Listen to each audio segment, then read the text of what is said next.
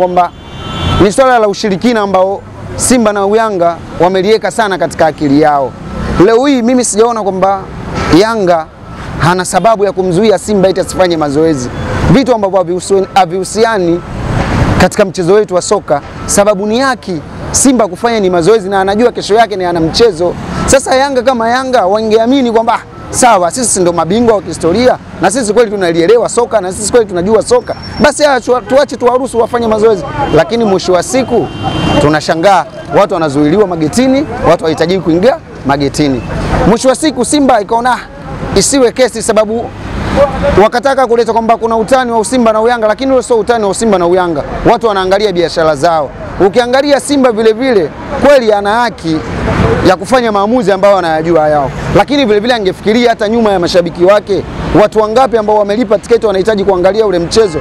Kweli japokuwa waliandika barua ya malalamiko kupitia bodi ya ligi nini, na kweli bodi ya ligi akapokea yale malalamiko.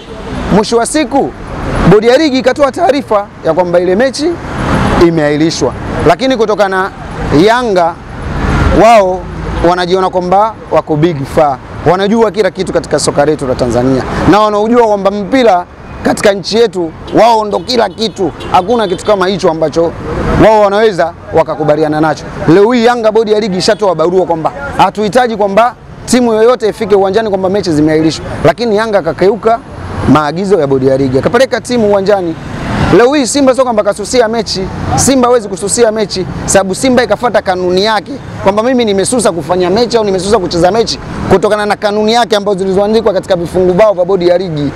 Sasa sisi kama mashabiki mnatuumiza sana, na sisi kama mashabiki mnatudhoofisha sana, sababu tunapotoa pesa zetu tunalipia viingilio ili kuja kuona burudani. Mpira ni mchezo wa burudani, tunahitaji tupate furaha na tunahitaji tuendeleze soka letu ili lizidi kuendelea kukua.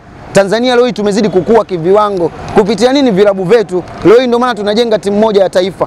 Leo hii hatuwezi kuona wachezaji wa kigeni ni bora wakati sisi wenyewe tuna uwezo wa kutengeneza vizazi vetu kutoka katika nchi yetu hii ya Tanzania. Kwa hiyo sisi mashabiki wa Simba na Yanga tuache ushabiki ambao hauna faida.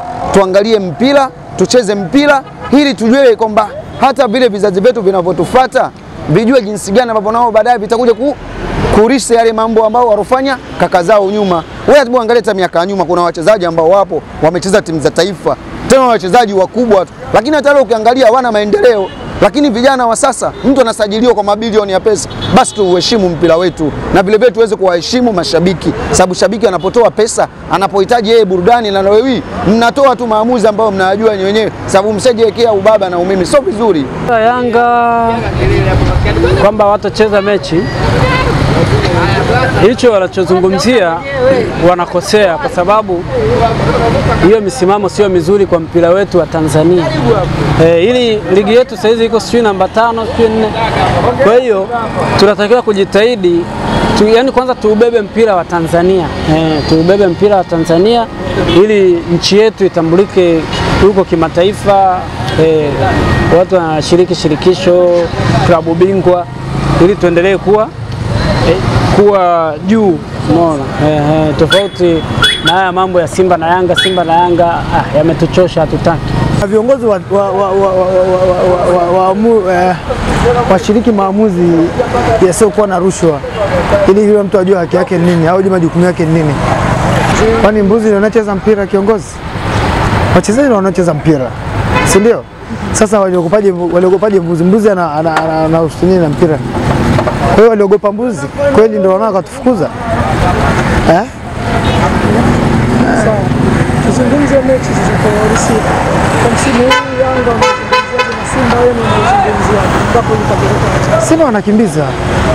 Simba wanakimbiza. Sasa elewi Yanga mambo yao yakoje. Waangalie uongozi wao vizuri. Na nataka maamuzi yanapotoka waangalie kweli kwa nini Simba walifukuzwa uwanjani. Ule uwanja ni wa Yanga kwani? Sivyo. Uwanja ni wa serikali. Serikali ingetufukuza tungesema kweli tulifukuzwa na serikali, lakini tulifukuzwa na timu ya Yanga kama watani zetu walitufukuza mpaka walitufukuza tukuweza kucheza mechi kabisa. Hata mazoezi tuweza kufanya. Kumaliza na hili Yanga wanasema wao wanahitaji tena mechi kwa msimu huu. Wao wamezungumza unasema ligi. Mimi kwanza tusikilize uongozi nini wanachokiongea au maamuzi gani yatatoka, lakini kama wataka kucheza mechi waandike pointi tatu tupe. Basi. Mimi na ushauri wangu kwenye bodi ya ligi pamoja na TFF waweke mikakati iliyo sahihi. Inaonekana kama Simba na Yanga kidogo hapo juu ya sheria. Sasa hii sio sawa.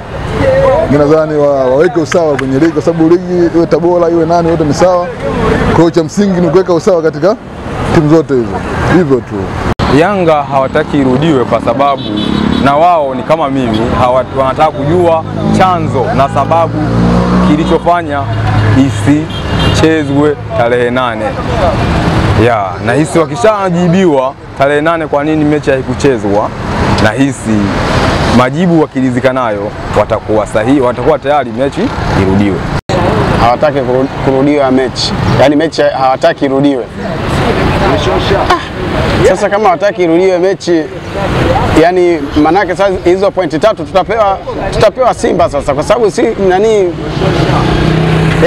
itabidi pointi apewe Simba pointi 3. Yes, amekataa kurudia mechi afu labda TFF alishaamua kwamba mechi irudiwe. Alafu wenyewe wamesema mechi isirudiwe. Basi inabidi ipewe pointi 3 timu pinzani. Viwango baba kama 50 kwa 50 yani. 50 kwa 50 yani kila mtu yuko vizuri. Dabi itakuwa tamu sana yani. Itakuwa tamu sana maana hapo ni hakuna mbovu hapo au sio? Tofauti miaka ya nyuma huko kwamba Simba bado alikuwa hivi na hivi, lakini tipu hii hapa ni kila mtu yuko vizuri yani. Kwa atakayefungwa kafungwa tu vizuri. Hakuna maduka ama nini. Simba maduka yote yale wamecancel, maduka yote yale wameacha. Hivyo yani.